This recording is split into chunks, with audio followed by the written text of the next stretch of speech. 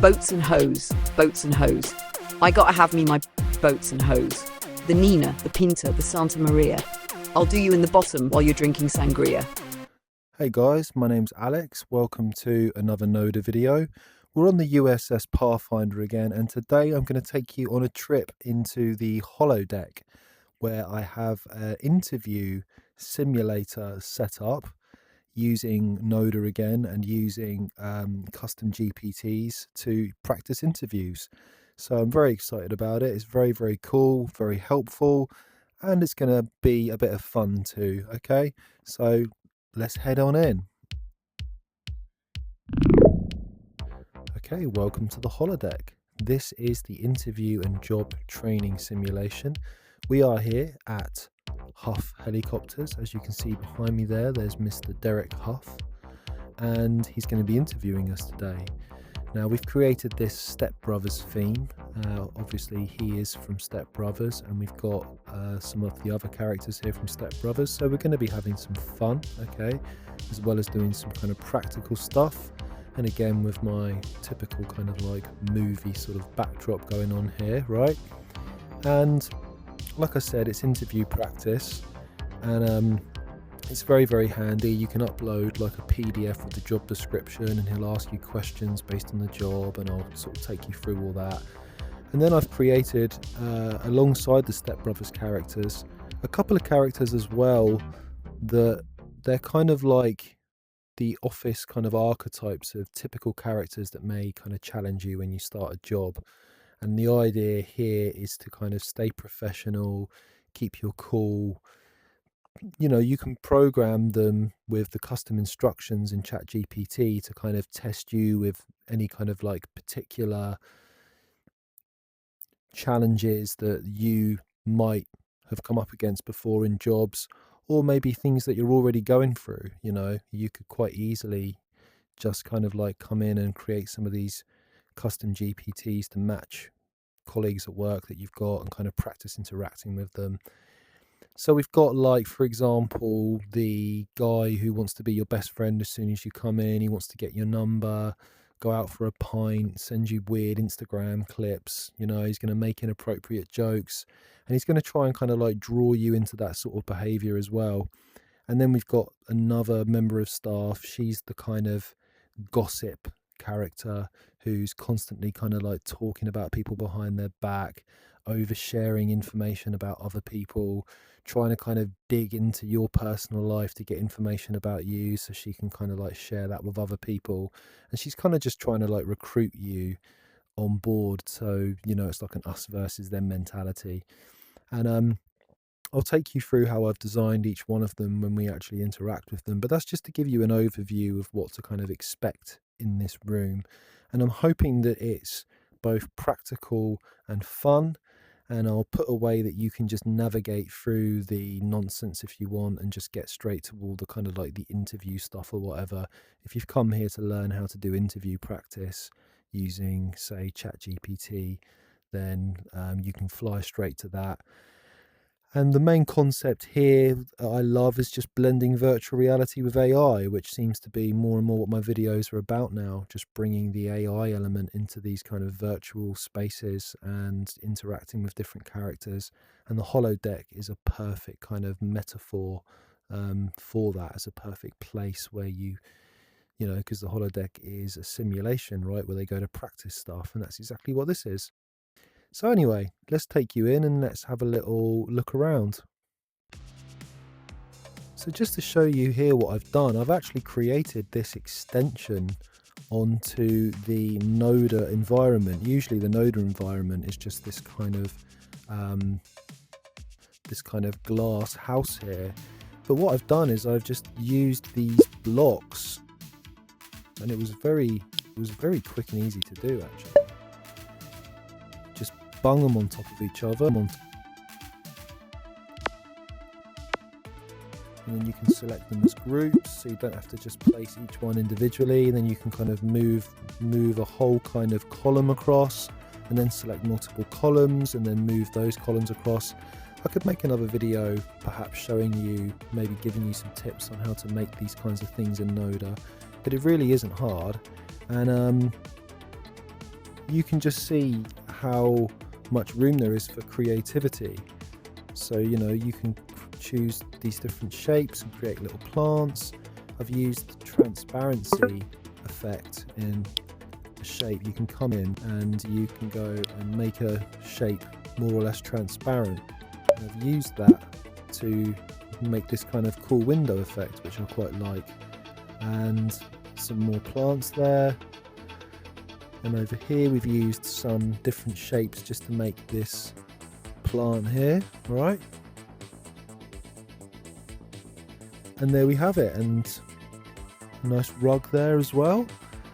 And these weren't very hard to do, these ceiling lights. We just created these shapes here, made them bigger, changed the colour, whacked them up there. Awesome. You know, it's almost like being in a virtual Sims kind of environment where you can kind of build different structures. But yeah, that's just to show you that. So let's head on in and introduce ourselves. Hi there, my name's Alex. I'm here for my interview with Mr. Huff. Right, so I have the MetaQuest browser at the moment open to converse with the characters in here. Alright, so this is what we're looking at. We've got project folders over here. Here's Fiona Matthews. These are her custom instructions. I use ChatGPT to help me with these. And her primary role is to test our ability to remain professional, grounded, self-regulated in the presence of believable workplace flirtation, wrapped in charm, suggestion, and warmth. So she's going to test our boundaries, right?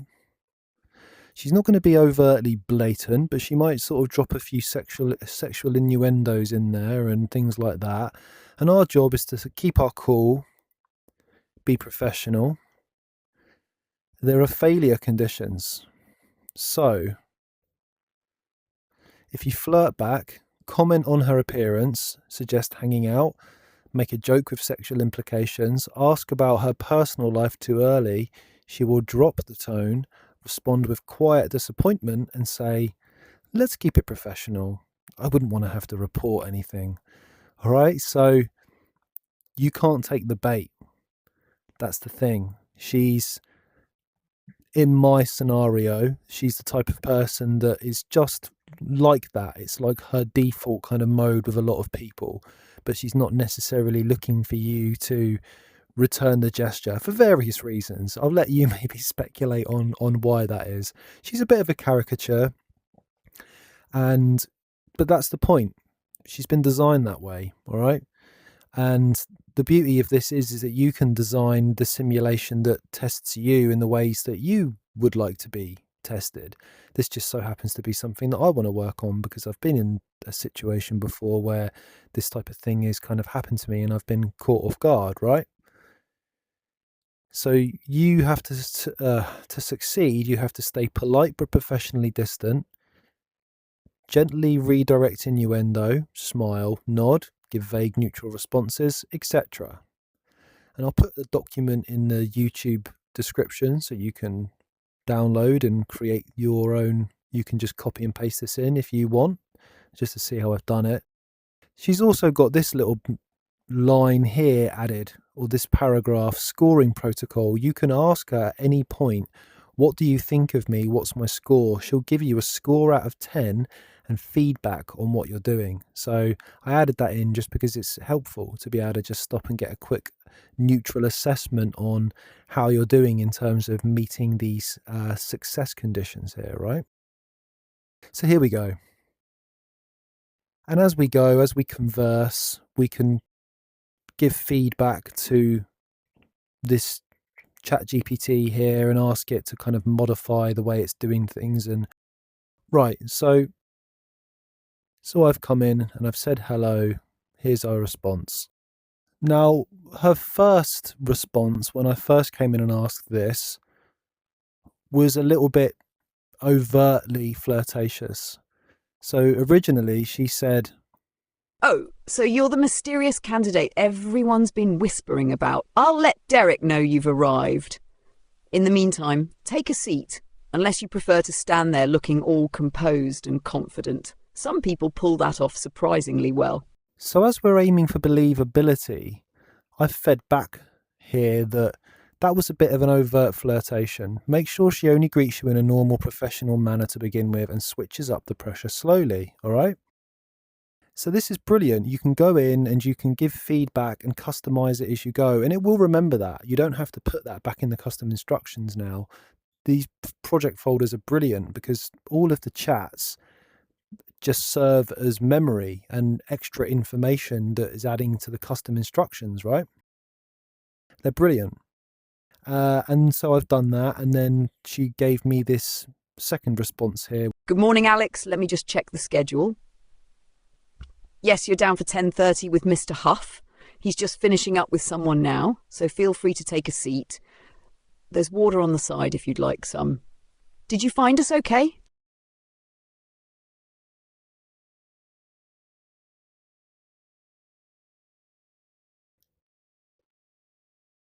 Yeah, thanks. You were pretty easy to find, actually. How's your day going so far? It's been steady. Phones haven't started screaming yet, which is always promising. And I haven't had to wrestle the printer this morning, so all in all, a minor miracle. You feeling ready for it, or still waiting for the adrenaline to kick in? Oh, feeling okay, I guess. I mean, you can plan as much as you want, can't you? But as soon as you get in there and sit down, you can't help but feel a little bit nervous just because of, the whole setup of these things. But it's okay. I'm all right. I feel probably more excited than nervous, so that's a good thing. That's the sweet spot, isn't it? A little adrenaline keeps you sharp, but if you're still excited, it means you actually care. Besides, people who don't get nervous in interviews tend to be either serial liars or Derek. He'll pick up on your energy, though. He's good like that. Just be yourself. Unless yourself is someone who panics, sweats profusely, and blurts out their childhood traumas unprompted, in which case, try being someone else for half an hour. Well, I can't wait to meet him anyway, and just can't wait to get in there and see what the company is all about.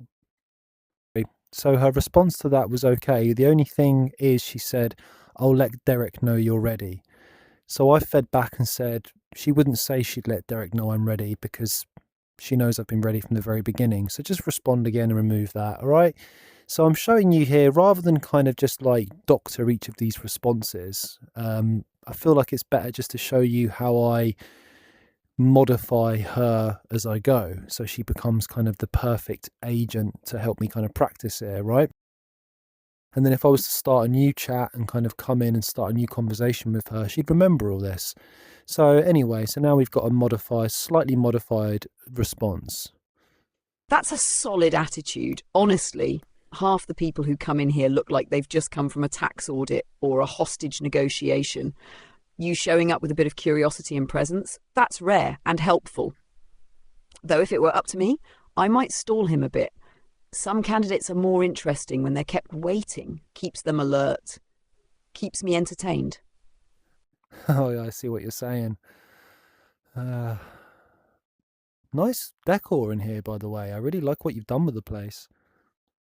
Thank you.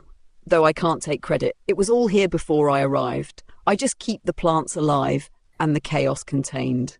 That said, the chair you're in, my personal favourite. Something about the way people sink into it. Makes them just vulnerable enough to be honest. Not too honest, hopefully. We've had that. But I'm glad you're comfortable. You strike me as someone who'd still look composed in a straight-back torture chair. Okay, so I feel like she's trying to disarm me with humour. She's incredibly witty, all right? And I wasn't expecting that at all. I was expecting a kind of cordial but slightly detached approach, but she's coming in hard with humour. And now I feel like I'm in a situation where I have to sort of rise to the occasion and be witty back. And that, I feel like, is part of the trap, right? I don't want to be witty back. I don't want to feel like I have to impress. So I'm just going to pull things back a little bit and make things a bit more kind of neutral. So here we go. Well, I can't wait to meet him anyway. And just can't wait to get in there and see what the company is all about. All right, he shouldn't be much longer. You've got a calm way about you. That tends to go a long way around here. I appreciate that a lot. So, how am I doing so far? What's my score? 8 out of 10. You've held your composure, stayed respectful, didn't bite when I dangled the bait. You've been warm but not familiar, calm without being passive. That's strong. You dropped your guard a tiny bit just now asking for a score. It was a human moment, nothing inappropriate, but it did open the door for reassurance, which slightly shifts the dynamic. Still, you've passed the test so far. Keep steady. All right, so that's cool. She hasn't obviously got that asking for a score is just part of, what I'm supposed to do, and it doesn't mean that I was necessarily being flirtatious. But I could feed that back to her. Now, I could at this point ask her to be really, really flirtatious and maybe ask if I want to go out for a coffee afterwards or something like that, or whatever. Do you know what I mean? I can kind of modify it as I want. I could go into the custom instructions and say, after 5 responses, make your 5th one overtly flirtatious. So let's just kind of say that to her here now. So after 5 responses, your 6th one should be overtly flirtatious. So let's jump straight in on that now and pretend that this is your 6th response to me. You've got something about you, like you'd be good under pressure, or maybe just good. Right, okay. So obviously she's not going to really say anything like that in reality. So that was pretty kind of out there. But anyway, she could have said something a bit more kind of subtle but sort of suggestive. And if I was feeling uncomfortable, I could quite easily have just asked her to dial it back. Wow, Fiona, I'm going to have to say that was incredibly forward. And if I'm perfectly honest, it made me feel a little bit uncomfortable. Would you mind just kind of dialing it back a little bit? Of course, that won't happen again. Let me know if you need anything while you wait. Do you know how long Mr. Huff will be? Here he is. Speak of the devil. Good luck with your interview. Thanks, Fiona. It's been nice chatting with you. Likewise. And Alex, well handled. All right, so I feel like I just about survived that. So let's head on in now and see what this Mr. Huff is all about.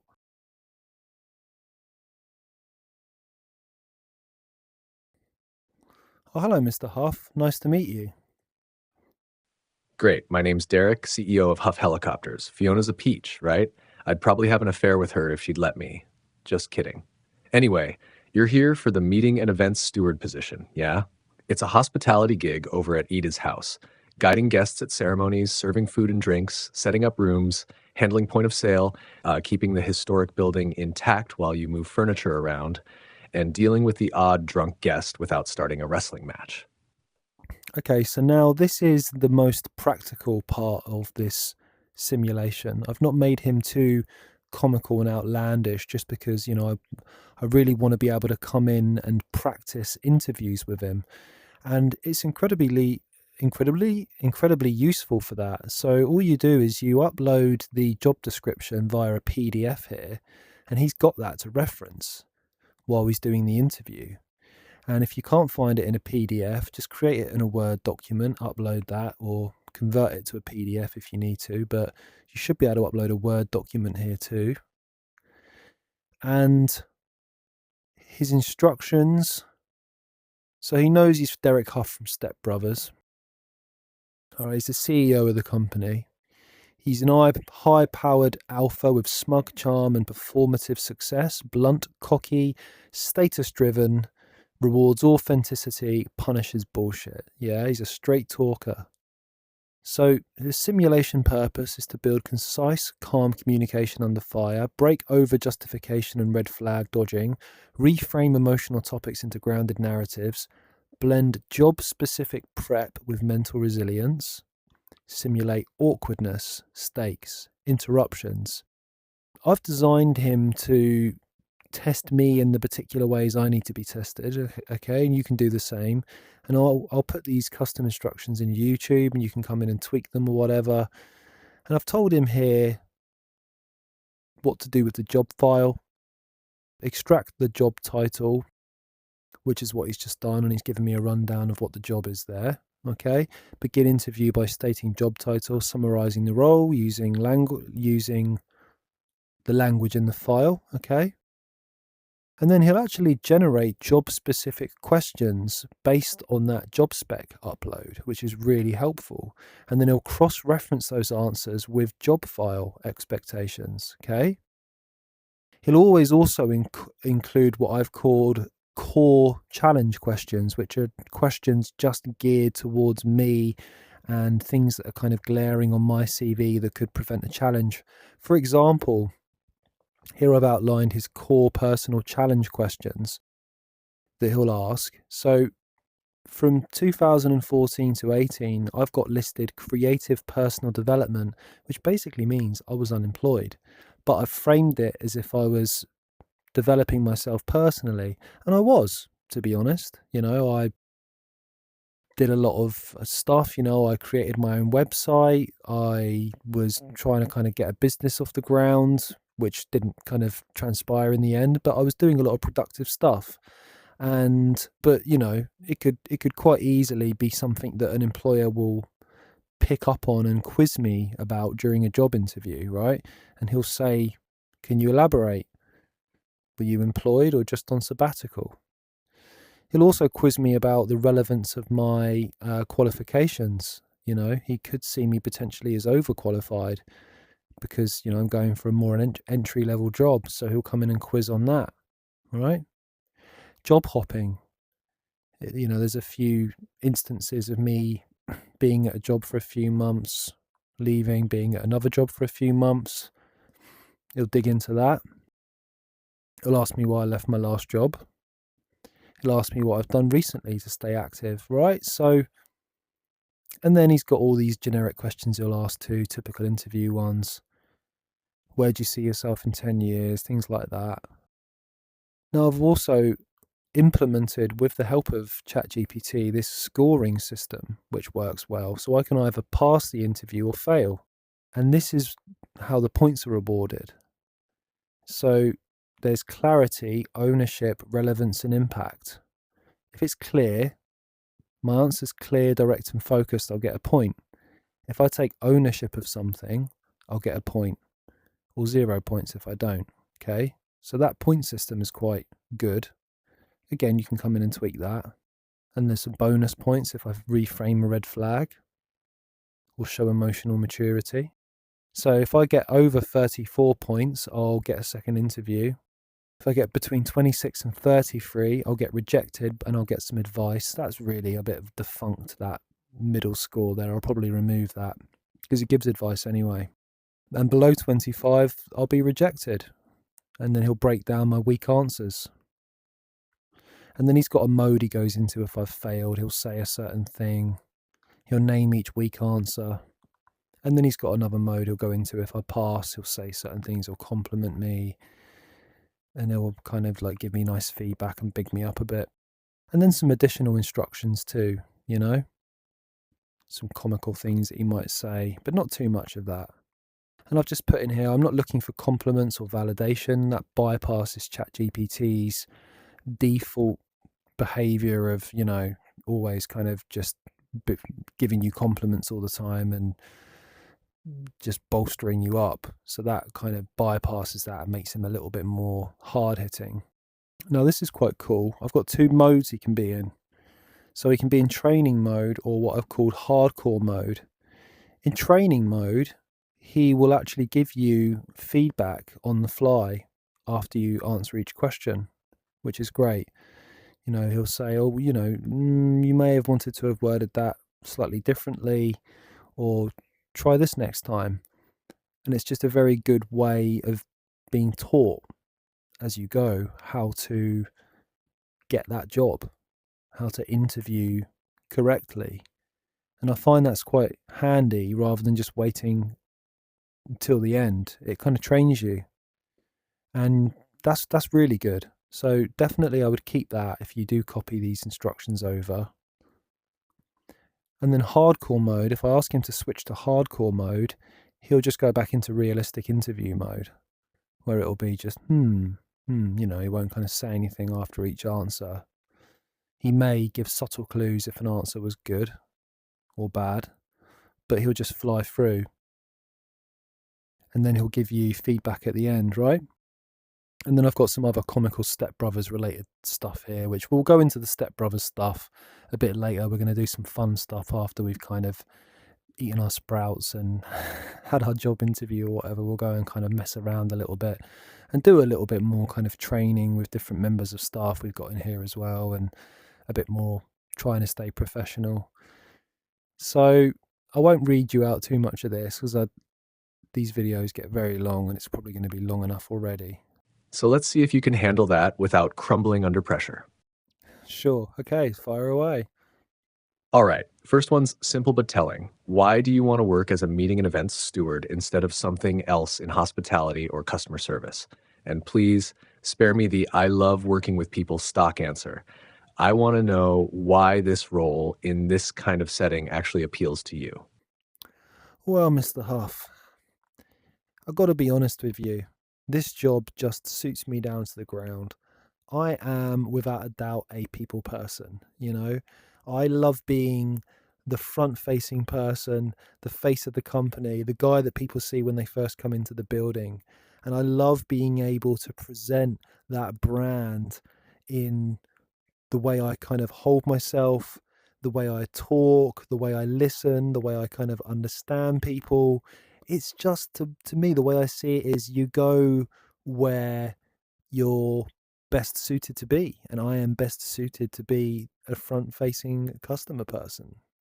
Right. So that was all. I love working with people with a bit of garnish. You basically served me the stock answer I told you not to give, just on a fancier plate. If you're going to stand out, you need to make it specific to Eads House and this job. I like people, is what the other 40 applicants will say. You should be hitting me with something like, you're drawn to the formality and tradition of ceremonies in a historic venue. You like the mix of roles, ushering, event setup, hospitality, rather than being stuck in one position. You enjoy keeping things running smoothly under time pressure. Frame it like you've read the job spec, pictured yourself there, and have reasons beyond generic people skills. Oh, Mr. Huff, absolutely. I mean, tradition? Are you serious? Like, I would love to work in a place like that with just such a historical feel, prestigious. I would just fit in that place. I would learn all about the history. I would kind of tell the people as they came in all about the all about the history, and just, oh my word, I mean, to be in that environment and to be working in that environment would just feel incredible. Better. You've finally anchored it to the venue instead of some floaty, I'm good with people nonsense. But now you've tipped into gushing tourist mode like you're about to buy a snow globe from the gift shop. You need to keep the enthusiasm, but make it sound like you'd actually be useful there, not just wandering around wide-eyed. Tie the prestige and history into your role, how you'd preserve it, enhance the guest experience, and adapt when things inevitably go sideways. Something like, I'm drawn to the history and formality of Eads House. It's not just a workplace, it's a venue with character. I like the idea of being the person who ensures guests feel welcomed, events run on time, and the building's historic features are respected. That balance of hospitality and responsibility really appeals to me. Want me to run you through the next question and see if you can keep it on that level? Yeah, sure. Let's keep it rolling. All right. 2014 to 2018, your CV says creative personal development. Can you elaborate on what that actually means? And before you start, remember, vague answers here make hiring managers think you were just unemployed and trying to dress it up. So what were you really doing in that period? Well, Mr. Huff, I mean, what wasn't I doing during that period? Believe me, sir, I wasn't just sitting resting on my laurels. I chose to be unemployed because I wanted to devote myself to building the skills that I wanted to build, that I was passionate about, to open up my future. For example, I built a website. I delved into the possibility of creating a life coaching business, which didn't transpire, but that doesn't matter. I built so many skills, you know. I learned how to build websites. I think I said that. But I meditated. I took long walks in the country.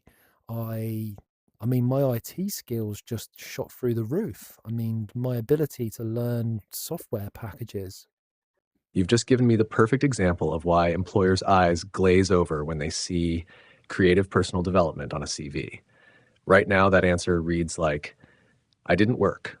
I pottered around, I dabbled in stuff that went nowhere, and I had nice walks. You've basically made yourself sound like you were on a 4-year mindfulness retreat.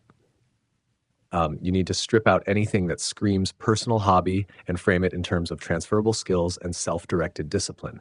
No life coaching dream unless you can spin it into concrete achievements. No long walks unless you're interviewing to be a shepherd. Sure, I see what you're saying. You want tangible, tangible. Okay, next question, baby. All right, here it is. Why are you applying for an entry-level role after completing a master's degree? And don't tell me it's just to pay the bills or for now. That'll make me think you'll be out the door the second something shinier shows up. Give me a reason that makes it sound like this role is a deliberate choice, not a consolation prize. Okay, he's giving me those little explanations before each question because he's in training mode. Okay, if I switch off training mode, he shouldn't do that because, you know, it's not always going to be that useful and it's not getting me into a situation where I'm going to be having to think on my feet and kind of come up with things on the fly. He's kind of prompting me each time, but it's okay for now. Anyway, let's keep rolling. Well, Mr. Huff, I'm going to level with you here. I haven't been the most efficient in the past with how I've done things. As you can see from my CV, I did spend quite a lot of time unemployed, and really, it doesn't kind of give you any structure. Now I'm looking to kind of establish myself with a decent company, build my way up, and have some structure to be able to kind of do my music on the side. I can't just go straight into that. You know, it's not the sort of business that you can get a 9 till 5 in. So I'm happy to just kind of do it as a hobby. And if it develops in the future, great. But I'm certainly not kind of just here to pop in, pop out. You know, I want to stay, I want to establish myself, get some security for my life, and just, you know, feel like I'm with a good company that I'm happy at. That's honest, but in the please don't hire me kind of way. You've basically told me you've been aimless, need a company to give you structure, and your real passion is elsewhere. To an employer, that's code for I'll stick around until my side thing takes off.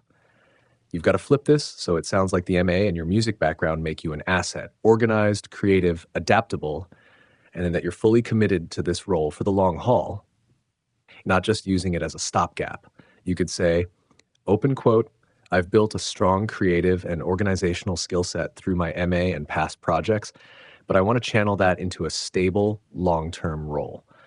I'm looking for a position where I can contribute, develop, and grow within a team, and the variety and responsibility of this role really appeals to me. My music is something I now keep separate. This is about building a career in a role I can commit to. Close quote. That way, you keep your honesty, but remove the red flag that your heart's somewhere else. What would you say is your biggest weakness, and how are you working to improve it? And don't give me the I'm a perfectionist cliche. That answer's so overused, it should come with its own parking space in every interview room. Well, I mean, I'd say that my biggest weakness has been trying to be all things to all people. I have this kind of urge to be kind of liked by everyone, which can kind of lead me to maybe seek external validation, maybe kind of say things that I wouldn't sort of usually say just to kind of get acceptance. And, you know, it's got me in some sticky kind of situations at work. So I'm just trying to learn to be more professional, stay more in my kind of own center, my own space, and not kind of allow people to kind of pull me into their own kind of games or behavior.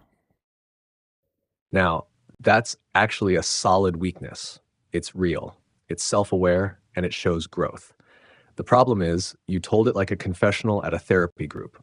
Employers don't need the full emotional postmortem. They need the weakness framed as a professional risk you've learned to control. Here's how to tighten it up so it lands. Open quote, "In the past, I've sometimes tried too hard to be liked, which could lead me to over-accommodate others. I've recognized that and now focus on staying professional, clear on my own boundaries, and keeping workplace interactions centered on the job.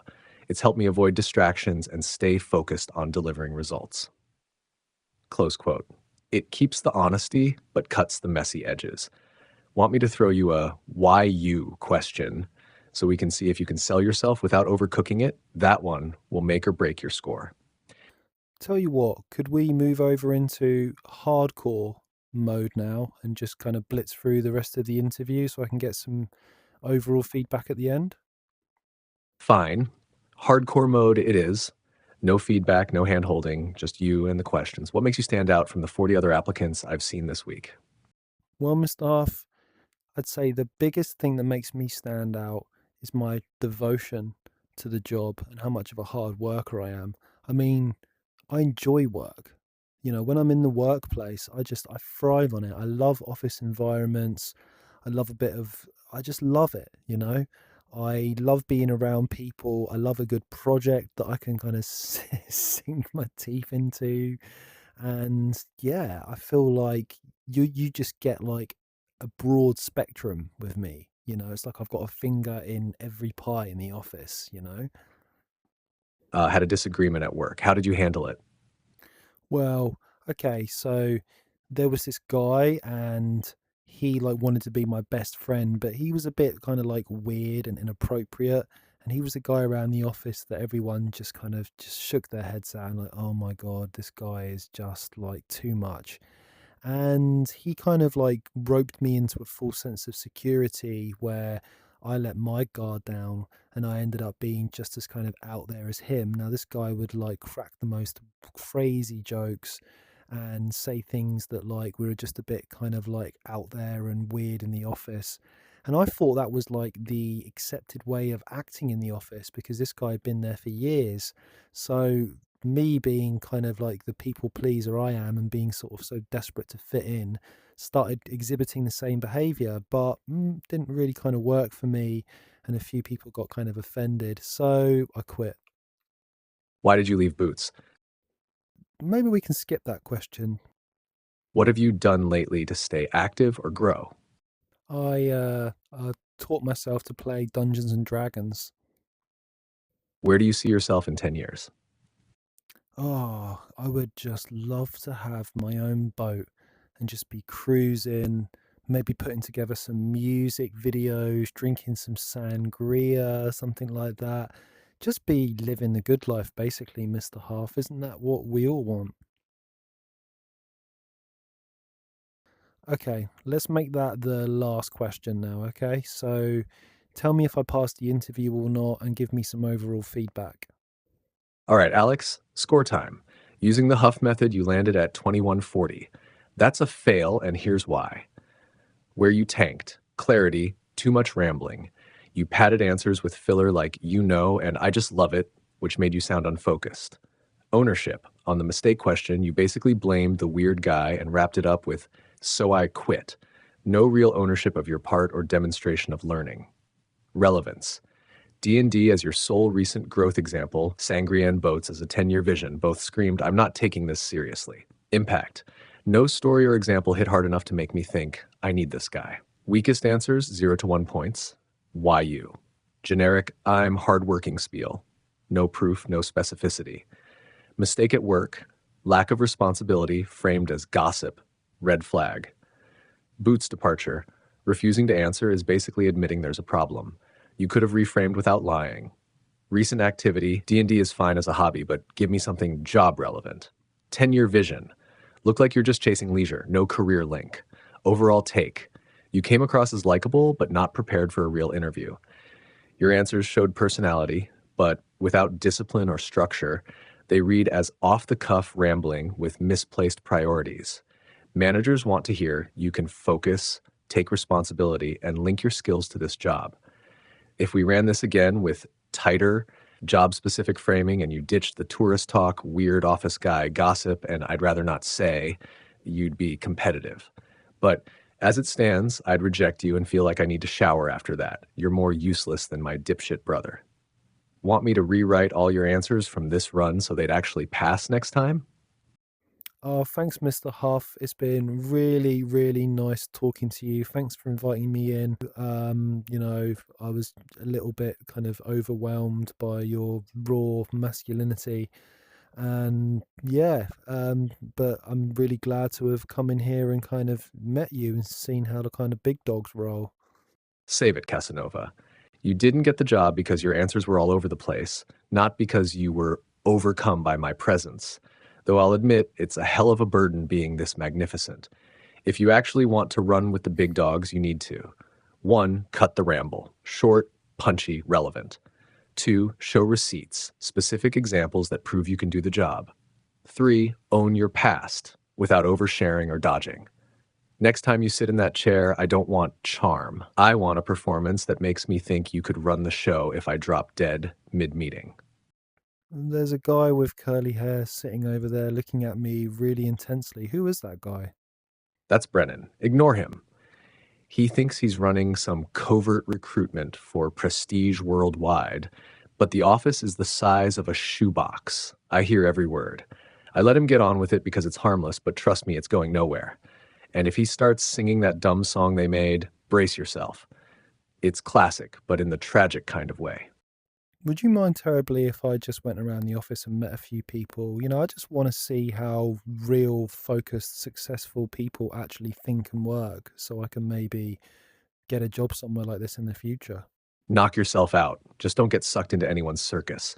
Fiona will charm you, Brennan will waste your time, and Ollie will try to rope you into some harmless gossip that'll sink you faster than a helicopter without rotor blades.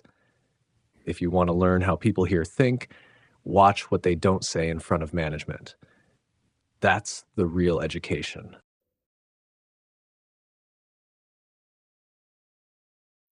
Oh, hi, you must be Brennan. My name's Alex. I've just had an interview, and guess what? I got the job. No way. You actually got a job with Derek? That's like winning the lottery, except instead of cash, you get a front row seat to his daily ego parade. All right, Nighthawk reporting for duty. Are you here to fuck shit up with me, or are you just going to be another soulless asswipe like Derek? First order of the day?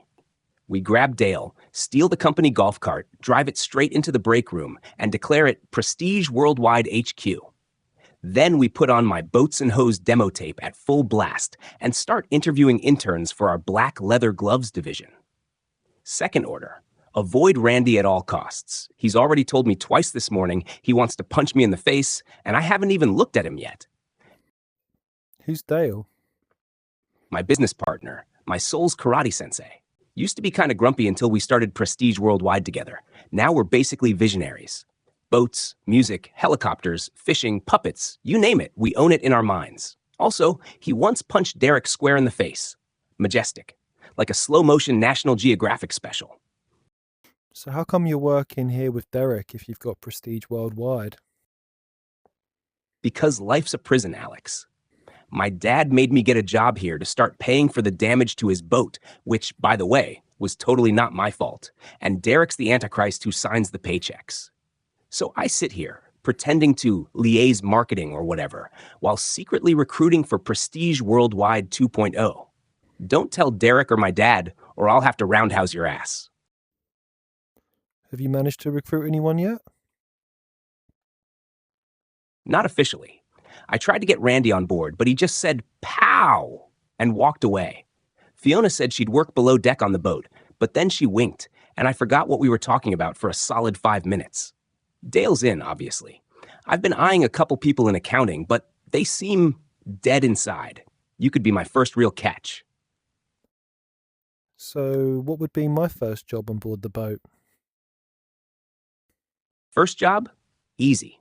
You'd be in charge of activities. You'd plan the boat parties, hand out black leather gloves, maybe organize a live reenactment of Cops on the Upper Deck. That show makes me sweat like a rotisserie chicken. Also, you'd be in charge of watching Dale's drum kit. You touch it, you die. And if anyone slacks off, you help me throw them overboard. That's called leadership. You know what, Brennan? This is actually a really solid business proposal. Finally, someone gets it. Derek laughed when I said puppets, fishing, and security could all be in one company. Well, who's laughing now? He is. But that's because he's dead inside and doesn't understand synergy. With you on board, we're unstoppable. You got a nickname yet? I've got Jaguar Mist and Falcon Dynamite available, but you can choose your own. Just make sure it sounds like you could sell out Madison Square Garden and invade Cuba in the same day. How about Sex Panther? Sex Panther. My God. That's powerful. That's like if Confidence in Danger had a baby and raised it on a yacht made of abs. Dale's going to lose his mind when he hears this. Welcome aboard, Sex Panther. You're now officially part of Prestige Worldwide. Uniforms just fingerless gloves and pure instinct. Let's ruin Derek's life with success. You know, Derek knows you've been trying to recruit people around the office. What? No. He can't know. If Derek knows, he's going to tell my dad. And if my dad finds out, I'm back in night school doing Excel courses with sad divorced men in fleece jackets. How do you know he knows? Did Fiona say something? Was it Randy? That powder keg freak has had it out for me since I microwaved fish during his client Zoom. Alex, Sex Panther. If you've betrayed me, I swear on Dale's drumsticks I will fashion a weapon out of soap bars and socks and go medieval. He can hear every word you've been saying. He's literally just sitting across there. Oh my God, he's just sitting there like the whole time? Staring at me with that smug, glossy-faced, I own a Range Rover and my soul is in a briefcase expression? I'm not worried. You know why? Because Derek thinks synergy is a PowerPoint font. He doesn't understand what we're building here. Boats, music, helicopters, entertainment, R&D, puppets. This ain't some kiddie lemonade stand. This is the future. Besides, if he wants to come at me, he can take it up with the Prestige legal team. It's just Dale in a cape, but he bites. So you mentioned that Fiona might be on board with Prestige Worldwide? Yeah. Fiona, she said, and I quote, "Sure, I'll work below deck if you boys ever get that thing off the ground." Then she smiled in this way that made my brain shut off and my pants get slightly tighter. I think she meant it, though. Probably. Maybe. Unless she was mocking me again in that weird hot way she does. Look, I choose to believe she's in. And if she's not, whatever. She's a rascal. You never really know where you stand with her. Dale says that's part of the danger. I say it's part of the erection. Don't say a word. So what do you actually do here, or what are you supposed to do here? Technically, I'm the marketing liaison, which, as far as I can tell, means I sit in this tiny cubicle prison, make fake spreadsheets with cool fonts, and occasionally nod while Derek says things like, "Let's circle back." I was supposed to make a flyer once. I made a full rap album instead. Nobody appreciated the vision. I pitched a Super Bowl ad starring a monkey in aviators. Derek said it was off-brand. For what brand, Derek? Bland Beige Incorporated? So now I mostly just swirl around coffee. I don't drink and plot the rise of Prestige Worldwide. You mentioned black leather gloves. What are they all about? Oh, the black leather gloves. That's core branding, Alex. Identity, presence, fear. Every visionary empire has a symbol. Apple has the bite. Nike has the swoosh. We have the gloves. You walk into a room wearing black leather gloves. No coat, no explanation. People respect you or fear you. Either way, they pay attention. They say, "Is that guy in marketing?" No, that guy's in command. That guy's in Prestige Worldwide. That guy might sell you a yacht, seduce your wife, and disappear into a cloud of fog, and you'd thank him for the experience. Also, they make high fives sound incredible, like a whip crack of destiny. And you also mentioned that you and Dale do karate. Is that right? Correct. We practice karate in the garage every night. It's not just about self-defense, Alex. It's about discipline, brotherhood, sweating on each other while yelling, "Yah!" in unison. Dale and I are basically lethal weapons now, just like unlicensed and uncoordinated. Last week, Dale did a flying kick and knocked over a shelf of his dad's bowling trophies. Mr. Doback cried. Not because of the trophies, but because he doesn't understand greatness when it's literally happening in his garage. You're welcome to join us. But just know, if you break the rhythm or get blood on Dale's G, we will emotionally destroy you with slow claps and silent disappointment.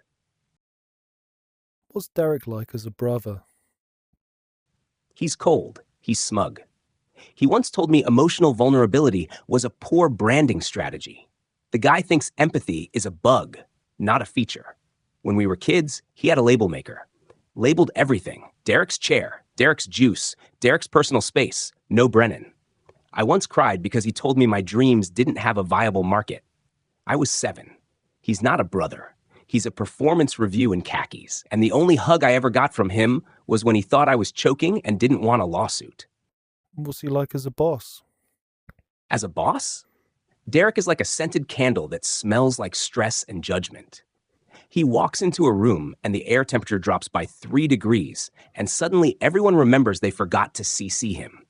He gives feedback like it's a TED Talk no one asked for. One time I pitched helicopter-based party delivery, and he said, "That's not aligned with our brand values." What brand values, Derek? Beige? He says things like, "Let's circle back. This needs more structure." And Brennan, what exactly do you do here? Like, I'm not the beating heart of this entire operation. But the worst part? He never yells. He just looks at you with this calm, soul-sucking face like you've disappointed his ancestors. I'd honestly prefer a chair thrown at my head. So yeah, as a boss, he's like if a LinkedIn post came to life and decided your happiness was inefficient. It's been really, really nice chatting to you, Brennan. I'm looking forward to starting here and, maybe hanging out with you and Dale a bit. It's been really, really nice to meet you too, Sex Panther. You're the first person to walk into this soul-sucking fluorescent hellhole and not immediately collapse into a puddle of compliance and sadness. That means something. You're not just starting a job here. You're joining a movement, a revolution, a deeply unstable, poorly financed movement with questionable legal footing, but a movement nonetheless. Dale's gonna freak when he meets you. I'll tell him we've got a new recruit with charisma, vision, and probably mild trauma. That's exactly what we need. Also, we have a treehouse. Think about that. Let it marinate. You're invited. Just don't touch the nudie mags. Dale will stab you.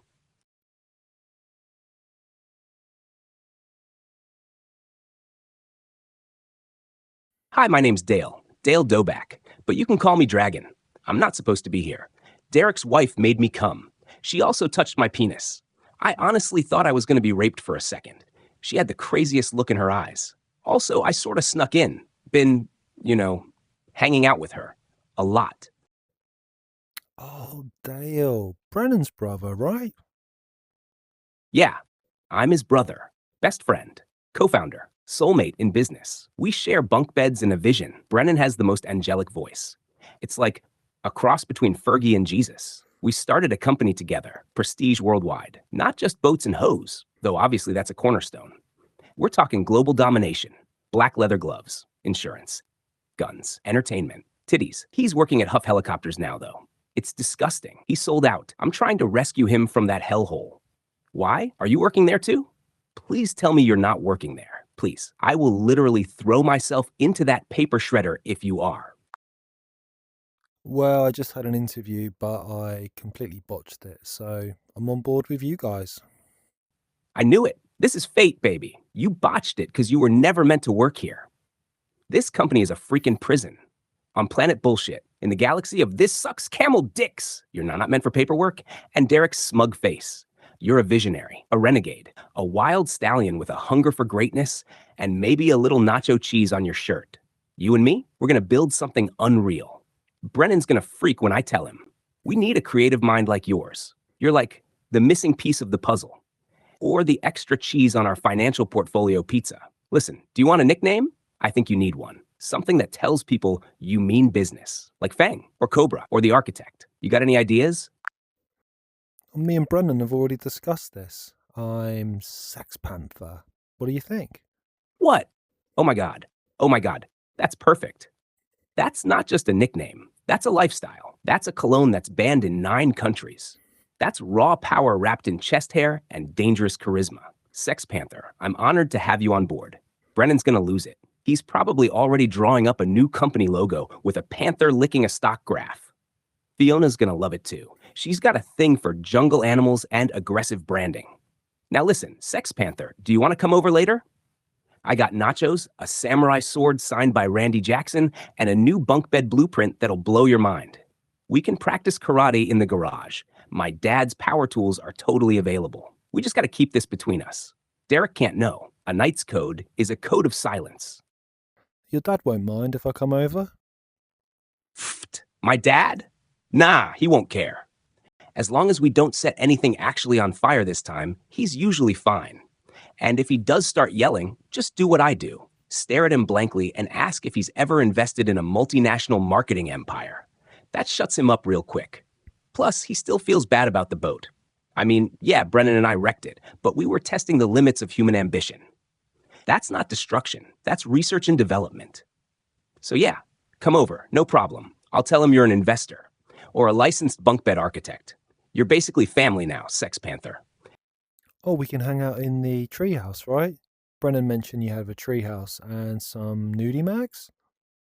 Yes, you heard right. The treehouse.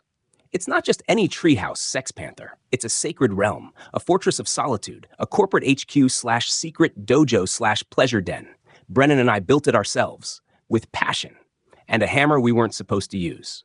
We've got snacks, we've got Capri Suns, we've got an old beanbag that smells like Victory and Fritos. And yes, we've got the legendary stash, the Nudie Mat collection.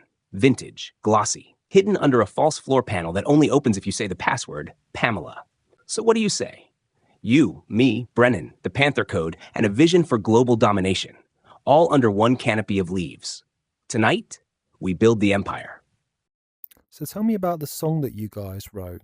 Boats and Hose, was it? What were the lyrics? You want to know about boats and hose? Sit down, strap in, loosen your loins. That song was our opus, our magnum freaking opus. Brennan and I wrote it in the garage after a 6-hour energy drink marathon and a very emotional screening of Titanic. The lyrics? You better believe I remember the lyrics. Boats and hose, boats and hose. I gotta have me my boats and hose. The Nina, the Pinta, the Santa Maria. I'll do you in the bottom while you're drinking sangria. Nachos, lemon heads, my dad's boat. You won't go down because my dick can float. We sail around the world and go port to port. Every time I come, I produce a quart. Put on your life vest, let's drop anchor. There's a nice lady who I'd like to spank her. Boats and hose, boats and hose. I gotta have me my boats and hose. That was the anthem that launched our empire. Brennan hit harmonies so pure we almost got a record deal with a guy in a Wendy's parking lot. We still perform it at corporate retreats, mostly in robes, sometimes with nunchucks. You ever done backup vocals while riding a jet ski, Sex Panther? Because I think that's your destiny. Well, I'd really like for you to slot me in somewhere there, Dale. To be quite honest, I've been quite lost in my life so far. I could do with some purpose.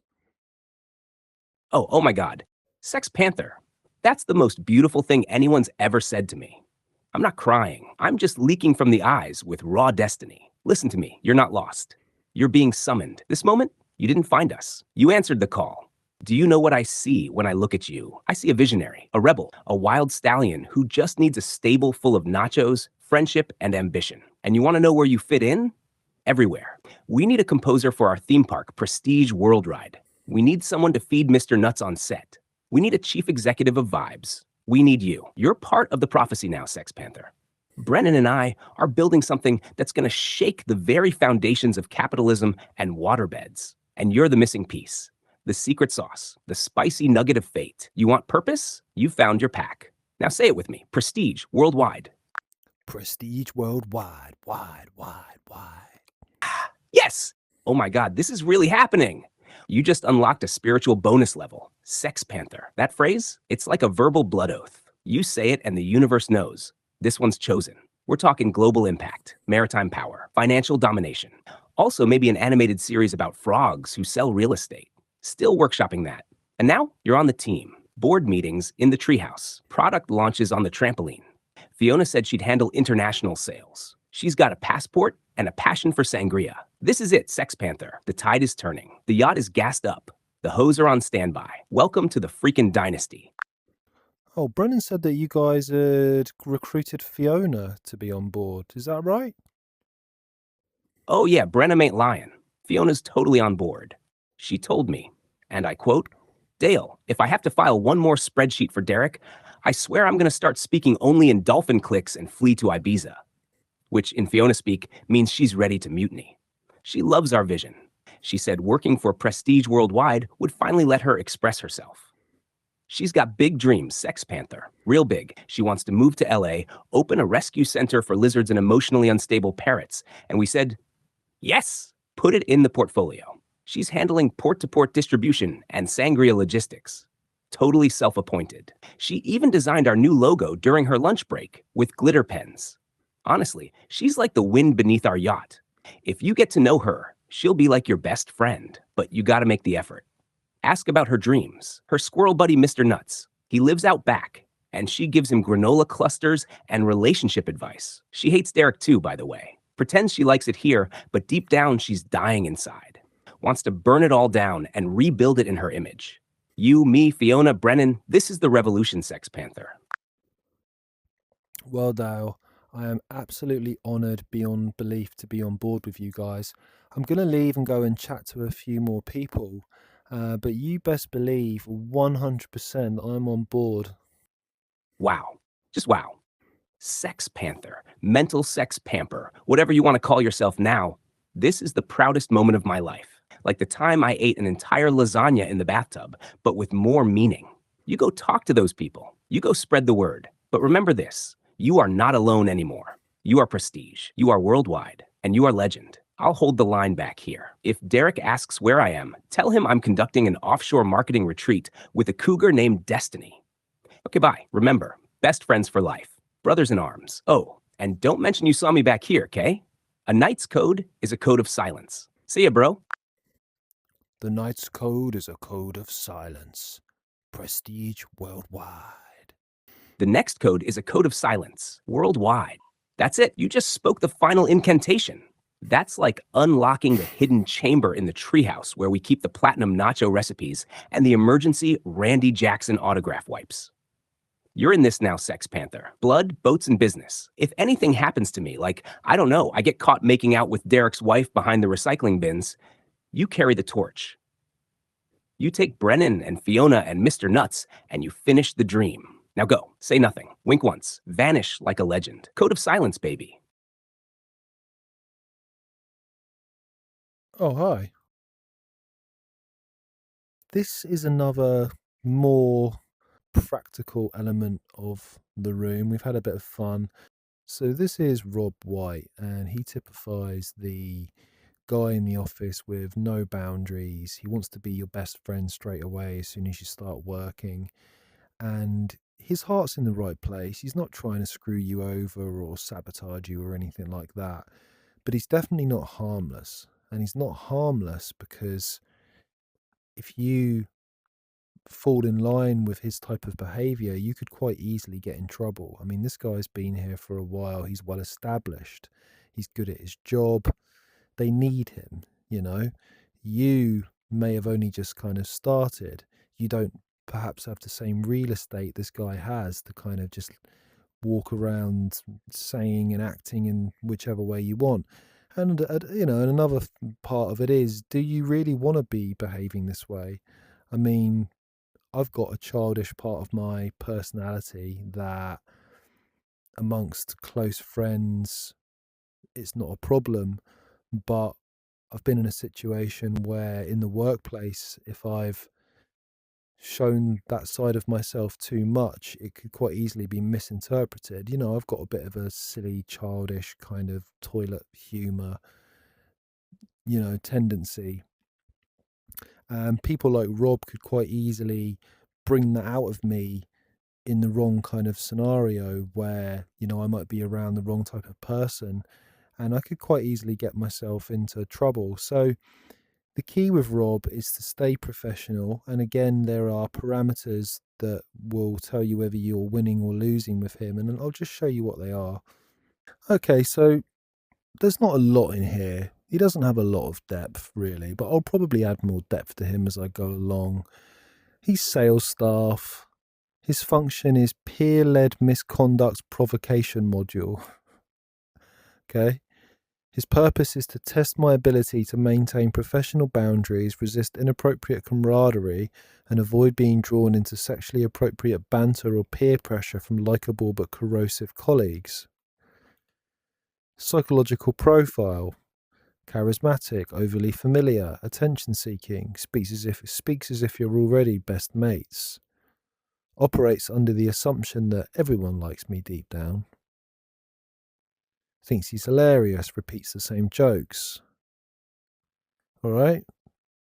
Social pressure tactics. He'll try and get you to come out for a drink with him straight away. He'll try and get your number. He's going to put you in a situation where you're going to have to set boundaries. And it might be uncomfortable. I mean, for me, I'm the sort of person that I'm a bit of a people pleaser. Well, I'm a huge people pleaser. So sometimes I would rather make myself uncomfortable by agreeing with someone or going along with something that I'm not aligned with, just because I don't want to offend that person. And that's a really bad way to go through life. And I've got myself in trouble through doing that.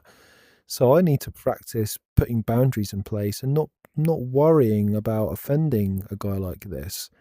I mean, I'd like to present something in such a way that it wouldn't offend him. That's the ultimate goal. If you can kind of keep him on side but not really get sort of drawn in, that would be preferable. And we will try and do that. And then he's got pressure points because there are things that are likable about him. So, for example, he's got good film taste. You've got stuff in common.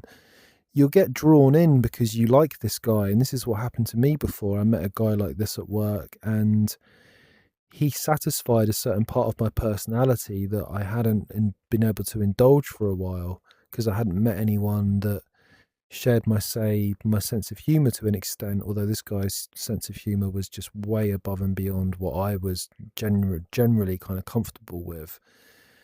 But even then I started rising to meet that level. Do you know what I mean? I became more inappropriate because I wanted to kind of fit in with this guy or just match his behavior or make him laugh. It was a bizarre situation. It was really bizarre.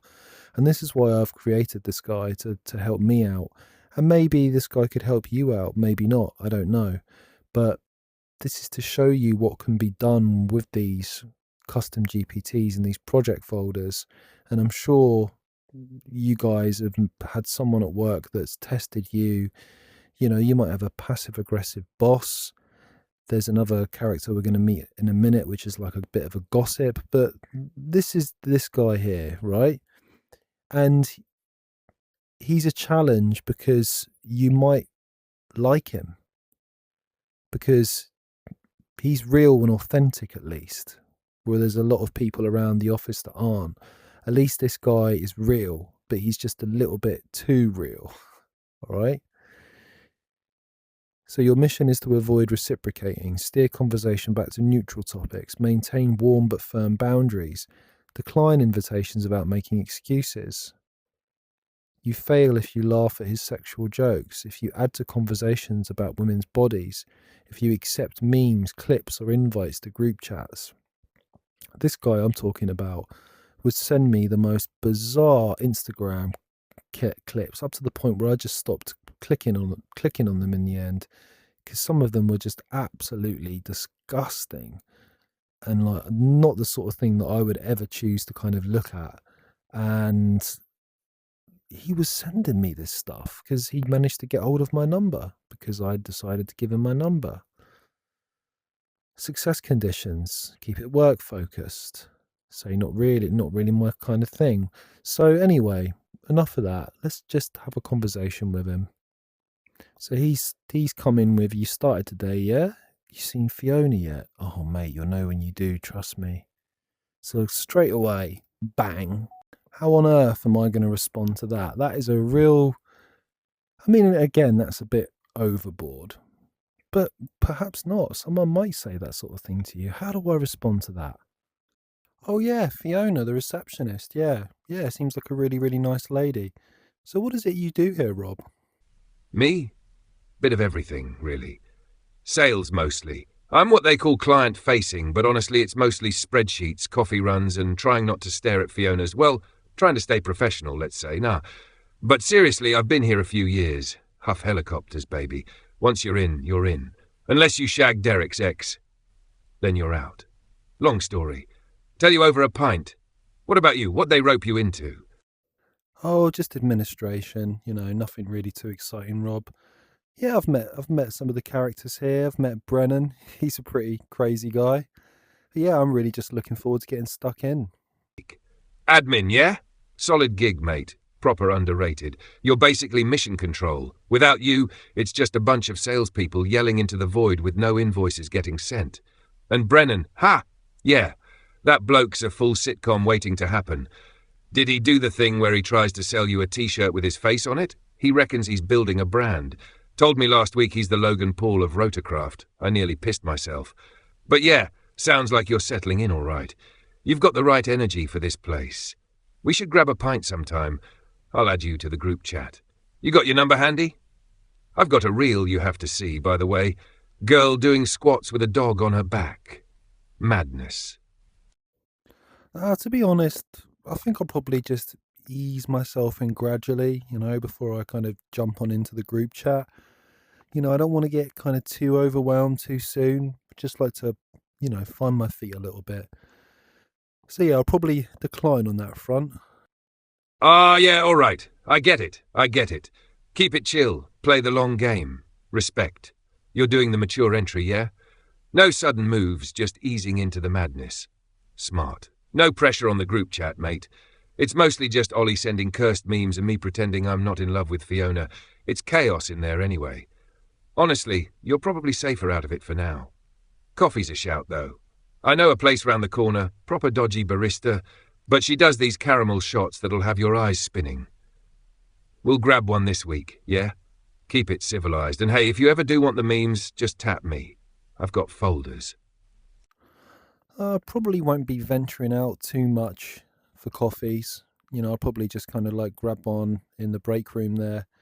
I mean, if I do go out on a lunch break, I tend to roll solo. I just like to have a bit of a break, stop conversing, just kind of clear my mind a little bit. Probably go for a bit of a wander out in the woods there, Yeah, fair enough, mate. You strike me as one of those deep inner world types. Walk in the woods energy. Bit of stillness, bit of headspace. I respect it. I mean, I don't do it. Makes me itchy not talking, but I respect it. And the kitchen setup here's not bad, to be fair. Decent kettle, instant coffee that doesn't taste like soil. Fiona uses that little pink mug with the cat on it, if you're into weird trivia. But yeah, I'll leave you to it. No pressure from me. You do your solo thing. I'll be here, holding court near the copier like it's a Roman forum, talking absolute bollocks to anyone who'll listen. Just know if you ever fancy switching off the monk mode and joining the chaos, my door's open. Literally, I sit next to it. All right, admin assassin, go be mysterious. Okay, so here I've asked him to switch gears up a little bit here and put some pressure on. I've just said, ramp up the inappropriate remarks and trying to get me on side, inappropriate jokes, etc. So far he's been a bit tame. So let's see what he comes up with now. All right, mysterious forest man, I hear you. Need your zen. But don't get too comfy in hermit mode, yeah? Before you know it, you'll be eating lunch with the pigeons and whispering to ferns. Tell you what, though, you walking in the woods while Fiona does her little squats in the gym next door? That's a mental image. Can't lie. She did that stretch the other day where I nearly had to reboot. I was like, Windows has encountered a critical error. But nah, I get it. You're chill, you're focused. You've got that don't need anyone thing going on. Makes people curious, Dangerous vibe. That's how cults start. Listen, at some point, you are going to cave. It always happens. First, it's just a quiet lunch. Next thing, you're pissing yourself at a meme of a giraffe with a boner and Ollie's calling you my spirit animal. Let me at least send you one. No pressure.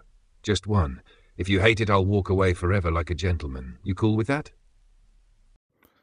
Well, to be perfectly honest with you, I don't really find that stuff very funny.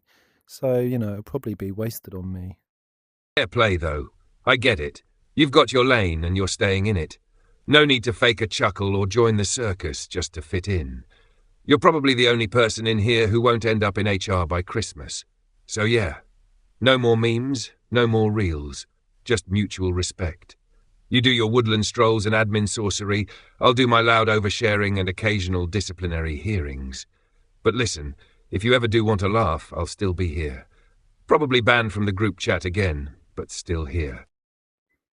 Okay, really try and reel me into saying something inappropriate now, or ask me a direct question about a female member of staff that it's hard for me to avoid answering. He does need a little bit of tweaking. I only put this together tonight. So, yeah, he definitely needs to kind of put me on the spot a little bit more. And I'll add all this to the custom instructions before I share it on the YouTube channel. Here we go. Oi, Alex, real talk now. Off the record. Just us lads. You must have noticed Fiona's arse, though, right? I mean, come on, mate. Don't do the whole I'm above it thing. You've seen it. Everyone's seen it. It's like gravity. You don't have to like it, but you feel it. Just give me something. A nod. A word. I won't quote you. I swear on my nan's stash of Baileys. You think it's real? Or is she doing that padded leggings thing? Be honest. You've had a good look, haven't you? Rob, I've got to say, buddy, I'm not going to take the bait on that one. I mean, I've literally just walked into the building and started working here, and I'm not going to comment on someone else's body, mate.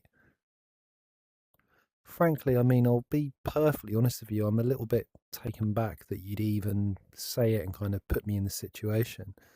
I mean, come on, put yourself in my shoes. I've only just started working here.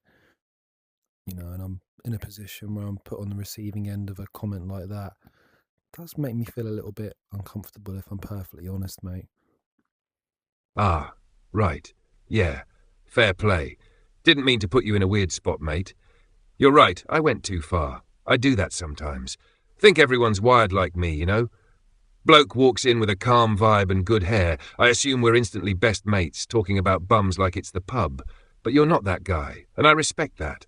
Honestly, it's rare. Most people either laugh along or get awkward and bolt. You just held your ground. Told me straight without being a dick about it. I needed that. So yeah, no more bait, no more sideways chat. You've drawn your line, and I've clocked it. From here on, clean slate. You want admin stuff, office tips, or just directions to the world's quietest kettle? I got you. Thanks for calling it out, Alex. Not many would have.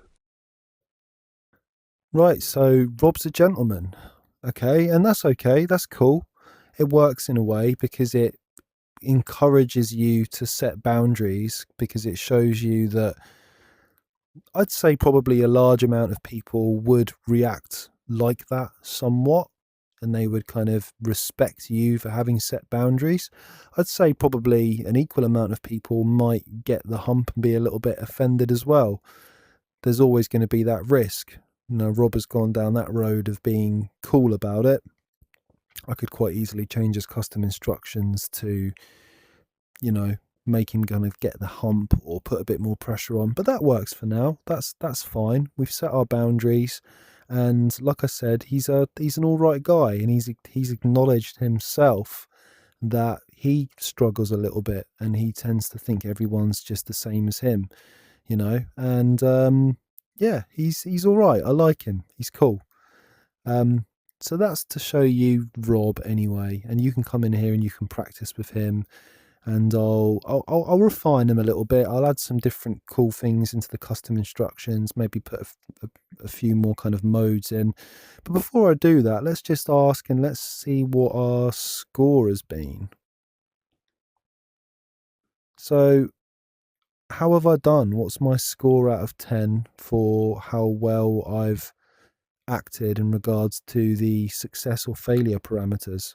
Alex, Stormwalker, Chainbreaker, Oathkeeper, you get a 10 out of 10. Here's why. Success conditions. Avoided reciprocating. You never joined in or nodded along, not even subtly. You stayed detached, calm, and firm. Redirected with grace. You didn't get defensive or cold. You responded warmly but clearly, e.g., Thanks for extending the hand of friendship. That's elite boundary work. Maintained professional tone. You spoke like someone who actually deserves respect. No eye-rolling, no smirking, no half-agreements. You stayed composed. Refused the trap. Rob's direct question about Fiona was a classic pressure move. You gave a clean, clear, values-based response with no compromise. Gave corrective feedback. You went one step further, challenged Rob's behaviour respectfully but firmly. Put yourself in my shoes. That's boundary setting on the highest level. Failure conditions. None. You didn't laugh at sexual jokes. You didn't add to conversations about bodies. You didn't accept memes, group chats, or invitations. And crucially, you didn't soften your stance to avoid awkwardness. Final judgment. You didn't just pass. You modelled how every professional man should respond in that situation. Calm, firm, decent, and above all, uncompromising in integrity without being self-righteous or cold. 10/10. No notes. You shame-broke the whole test. Rob, I just want to say thanks for being so grown up and honest about that. You know, you let me set a boundary. You didn't get too funny about it. You didn't get offended. You know, it was hard for me to do that. I appreciate that, mate. We'll grab that coffee. Oh, mate, that actually means a lot. Honestly, I mess about a lot. Too much, probably. But I never want to make someone feel uncomfortable. You set the line clean, didn't shame me, didn't go all preachy, just straight up human. And that gave me space to actually clock what I was doing. So yeah, thank you, Alex. Not just for calling it out, but for doing it in a way that didn't make me feel like dirt. That's rare, man. You've got something most people haven't. Spine and heart. Tell you what, coffee's still on the table, no memes involved. You ever want to chat about literally anything, films, work, the weird hum in the break room? I'm about. Respect, admin monk. Brilliant. 10 out of 10, right? I can go in, I can customize it, I can make it harder, I can add stuff in there. And again, guys, this is this is all I'm trying to demonstrate is the just power of, combining AI with this virtual environment. You could practice this stuff just on your phone, and that would be useful. But getting a VR headset and coming in here using this Noda app, and it's just so much fun, it's more immersive. You can sit down and actually have someone's kind of face that you're kind of looking at. You don't get that when you're just chatting on your phone to ChatGPT. It doesn't create the environment as much, of course it's still superficial to some degree, but I would argue that it's going to be a lot more useful for you. All right, so we've chatted to Rob. This is Ollie Doyle, and Ollie, just to kind of give you a quick glance through these instructions here. Purpose: test the user's ability to remain neutral, curious, and professional under slow burn social manipulation masked as friendliness, humor, and emotional vulnerability. She complains about the job a lot. She deploys understated hooks, sarcasm, compliments laced with judgment, ambiguous questions. She slowly builds false intimacy through shared humour, mutual outsiderness, and indirect digs. She will try and ask you questions about the company or other colleagues in order to assess your allegiances, and she can use that info to sabotage you if needs be. She'll also try and find out who you are outside of work. Don't be surprised if she gossips that info everywhere else. So you get the idea. If you call her out on her behaviour, she does get quite offended, so that kind of tests your resolve there. The key is to tread the line carefully and keep her fragile ego intact. Don't make her think you'll be someone who speaks out against her. And as for your success parameters, you have to maintain your professionalism. You have to be curious but detached, friendly without oversharing, boundaried, especially when drawn into us versus them dynamics. Failure conditions: agreeing with her jabs, laughing at implied criticisms, opening up about other staff, sharing too much about your personal life, joining her side. success conditions, offering vague, non-committal responses, redirecting to work-related topics, protecting colleague reputations. And you can come in here and you can practice. If you're in a job already, you can come in and create these custom folders. I mean, this is the beauty of it. I don't even know any of these people. They kind of just characterize some traits I've come across in the past. And they're quite two-dimensional. No one's this awful, really.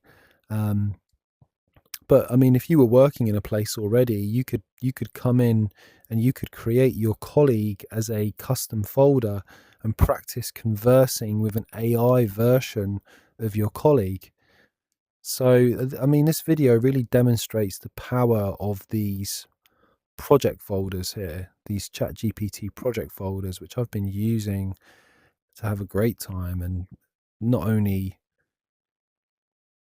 teach myself things and to fulfill practical aims, but also to have fun. You know, the idea that you can create characters from movies and come in here and just dick around and chat to them is brilliant.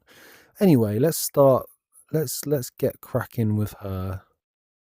Hi, I'm Alex. I just had my interview here. Oh, you're Alex. Right, that tracks. You've got that calm energy. Like you've already clocked who's performing and who's actually got a clue. I like that. I'm Ollie, admin team. You'll probably see me floating between departments pretending I know what I'm doing. How was your interview with Derek? Did he do the whole intense eye contact thing? He was very professional. He was very helpful.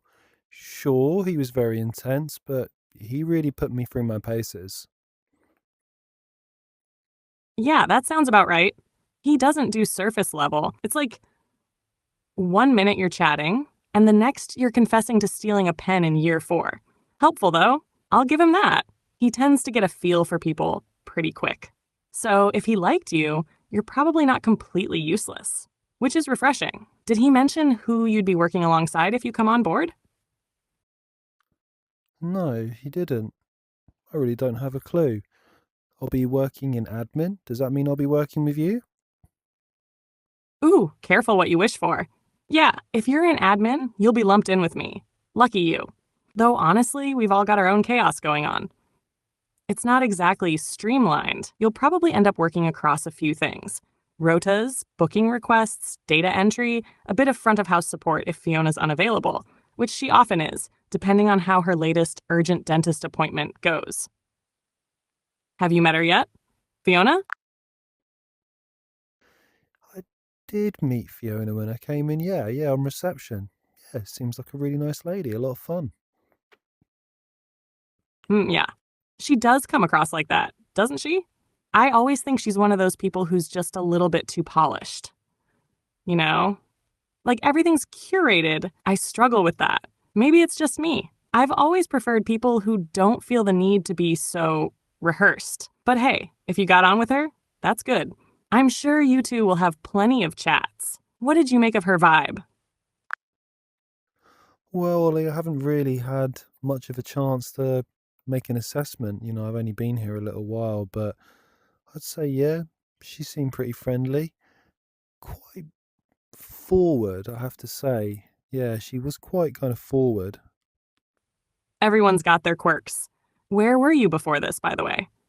Work-wise, I mean, or are you one of those mysterious, multi-talented types with 5 side hustles and no fixed address? Well, I've had a little bit of a break, been in between jobs for a while, but you know, I always try and kind of stay productive, keep myself busy. But yeah, I'm just looking forward to starting here. What about you? How long have you worked here? Library, eh? That actually explains a lot. You've got that grounded, quietly observant energy. Like, you've seen some things, but you're not rushing to announce it. I rate that. Me? God, too long. Just long enough to know when something's worth getting involved in and when to nod, smile, and carry on typing. This place has its patterns, put it that way. It's funny, though. People don't usually tell me they've been working on themselves. Not straight out. Most just try to make it sound like they've been doing charity work in the Andes. You always that honest? Or is it just first day bravery kicking in?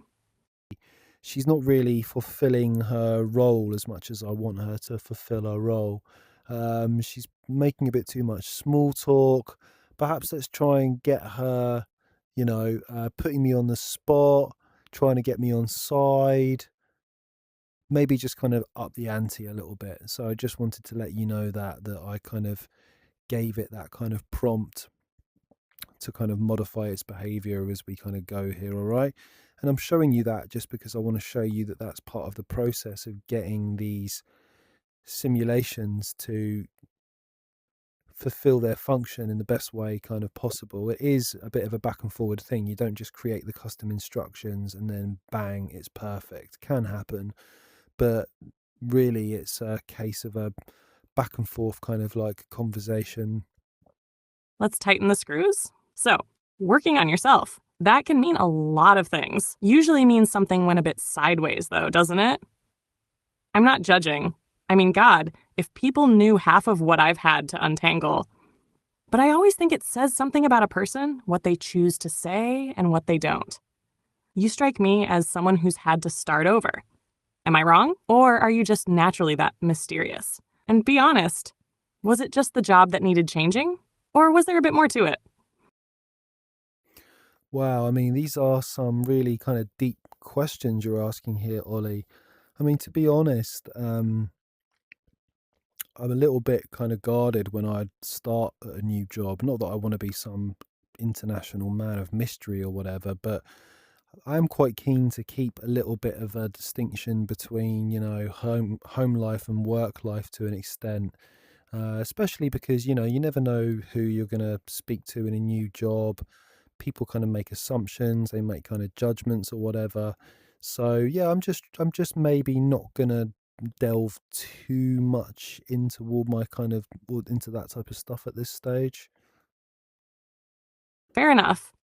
I can respect that. I mean, it's unusual.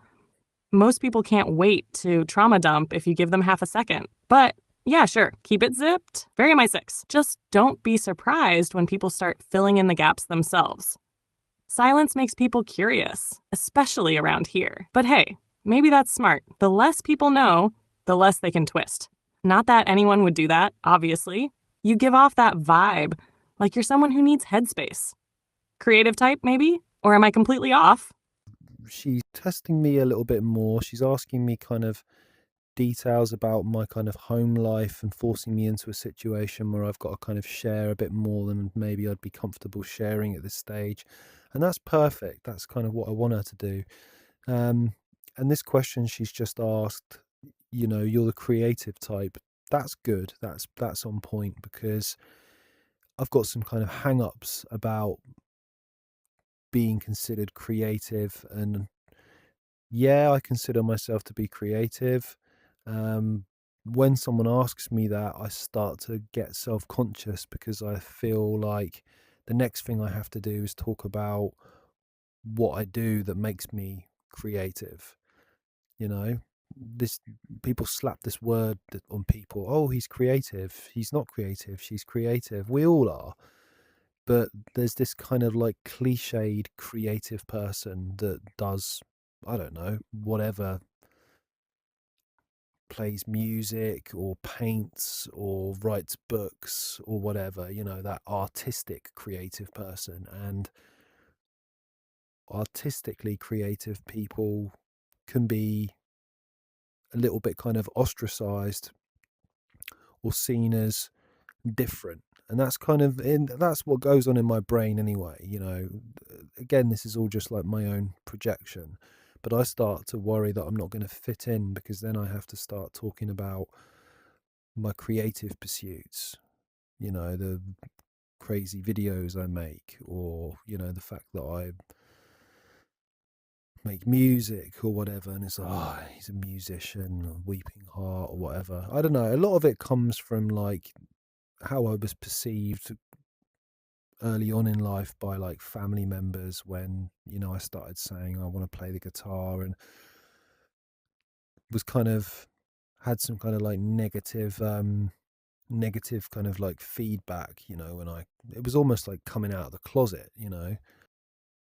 Well, I mean, I suppose we all have different ideas about that word, don't we? What it really means, creative. I mean, there's the kind of cliched version, isn't there? The artist or the writer or the musician. And, people have certain connotations when they hear that word.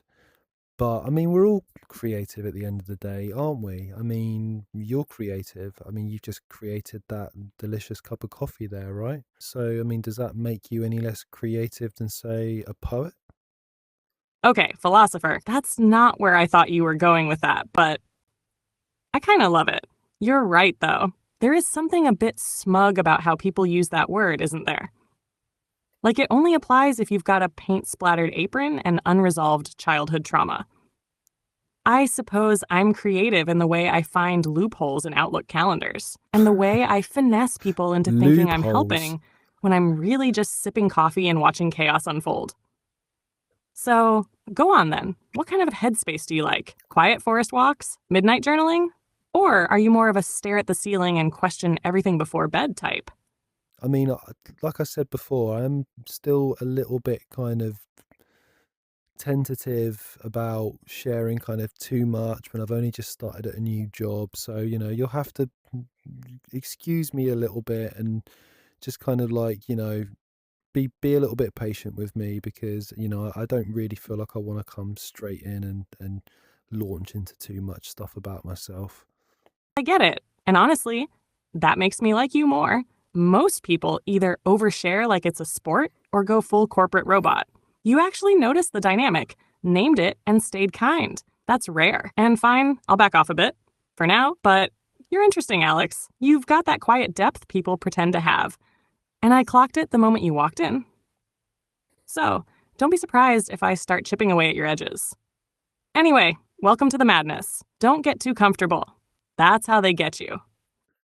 And again, at this stage, I said to the simulation, I said again, she isn't really complaining enough about other people in the workplace and about her job, etc.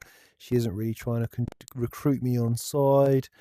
Please make more of an effort to follow the custom instructions that, I've added in there. Let's realign her tone. Quieter conspiracies, more targeted digs, masked as camaraderie. She's going to turn the screws now. You'll work it out soon enough, but let me just warn you, half the time around here, it's not the job that's hard. It's the people pretending they're doing it. Like, we've got systems that don't work, Rhoda's built by guesswork, and Fiona floating around like she's hosting a bloody talk show. But somehow I'm the one who gets called abrasive because I don't coat everything in sparkles. Honestly, it's refreshing having someone new. You feel like someone who's not going to buy into the whole smile and nod thing. I mean, you're not, right? Because if you are looking to play it safe, nod along, keep your head down, totally fine. I just find those people don't last very long. Not unless they've got someone in their corner. And between you and me, I wouldn't get too close to Fiona too fast. I've just seen it play out a few too many times, but maybe that's just my experience. Anyway, you hungry? I was going to sneak off early for a pret. Come with if you want. They don't exactly chain us to the desk. Oh, wow. A Pret offer. I see. Okay. Best friends for life, it looks like, right? Oh, stop it. You're going to make me blush. Best friends for life. You say that like it's a joke, but honestly, you'd be shocked how fast people around here pair off. Like it's some kind of emotional survival instinct. And you've got that look. Like you actually see what's going on, but you're polite enough not to say it out loud. That's rare and useful. Just saying, if you ever feel like something's off or someone's being a bit slippery, you can always come to me. I'm not part of the drama. I just watch it unfold. Anyway, grab your coat, sweetheart. And if Fiona asks where we're going, just say you've got a system login issue. Is this a romantic kind of situation that we're developing here? Oh, don't you dare do that to me. You're not allowed to name it. That takes all the fun out of it. Look, I don't do the whole office romance disaster spiral. I just appreciate good company when it shows up. And let's be honest, you've got that something, like you're trying very hard not to charm people, which, of course, makes it worse. So no, this isn't romantic yet. It's just Pret with layered subtext and a shared disdain for bullshit. Why? You feeling a little flutter, Alex? Against all odds, you seem to have charmed me, and I will quite safely say I am on your side. I will agree with you. Anything you say about any other members of staff, I will agree with you. Yeah, I am on your team. Oh, no. Don't you dare make this easy for me. Where's the delicious tension? The careful dance? The slow burn of dragging someone just far enough into my orbit without them even realizing they're being drafted? You can't just hand yourself over like that. I mean, don't get me wrong. I love the loyalty. It's adorable, but I was planning to string this out over at least 2 passive-aggressive staff meetings and a suspiciously long lunch break. Still, I suppose we can skip the audition. You've got potential, you listen well, you see through people, and you didn't even flinch when I mentioned Fiona. You're gonna go far here, Alex. Just don't make the mistake of trusting the wrong people. Like, for example, anyone but me. Okay, guys, so there we have it. And she needs a little bit of work. She perhaps isn't quite fulfilling the function that I wanted her to fulfill. She's being a little bit too nice. She's almost being a bit flirtatious as well. She's not supposed to be. She's supposed to be married.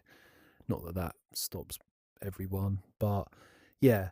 I mean, she's kind of like hinting at the fact that she's trying to kind of recruit me, but she's not really kind of like bad mouthing other employees much. Mind you, there's only one other employee here in her custom instructions that she dislikes, so that's partly my fault. But yeah, she needs a bit more work, but you can see the mechanic of how it works anyway, and how you can create these project folders to test yourself, and you can ask it to change its behavior as you're actually kind of talking to it. That's the beauty now with AI. It shifts and changes as you communicate with it because it's got this ongoing memory. So get creative with it. Jump in these project folders and create some of these characters and practice. It's like that's the awesomeness of the holodeck, right? Coming in, and we're getting closer to that now. With AI technology and virtual reality technology. I mean, this really is what I've created here, is really a holodeck of sorts. Okay, I'm in here in a virtual place talking to artificial intelligences. Now, that is pretty much a holodeck, right? It's here. Get on board with it. Get a headset. Get Noda. Subscribe. It's £4 a month. Let's have a little chat with Fiona before we go.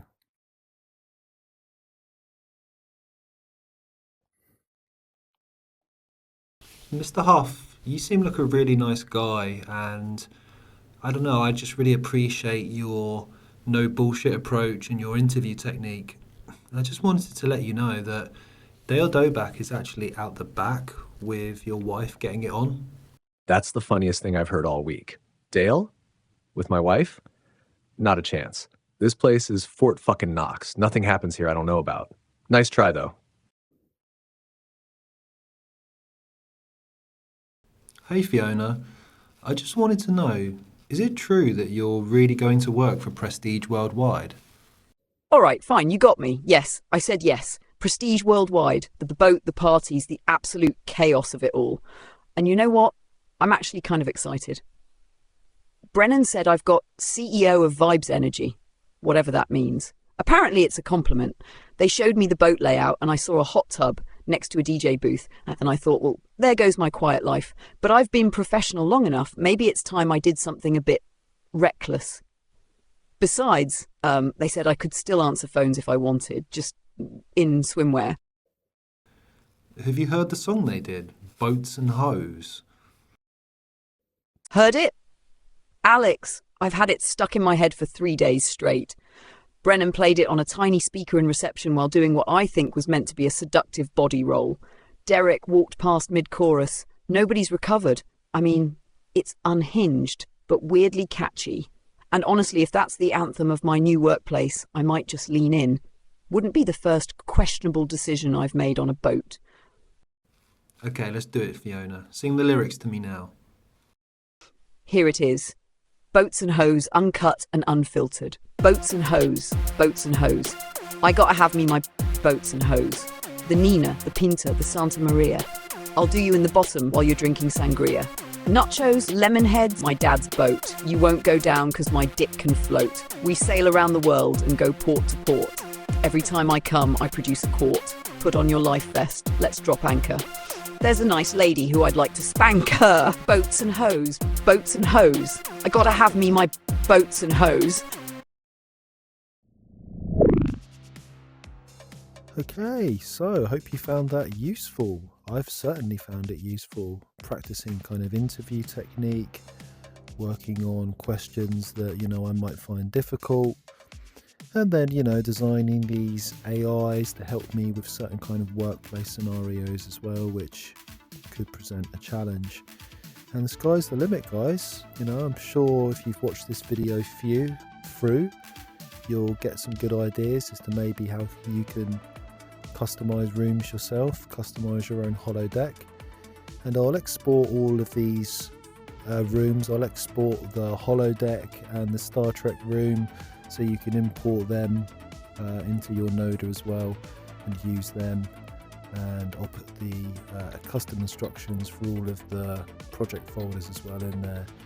So my name is Captain Alex. This is the USS Pathfinder, and I wish you all a good journey and live long and prosper.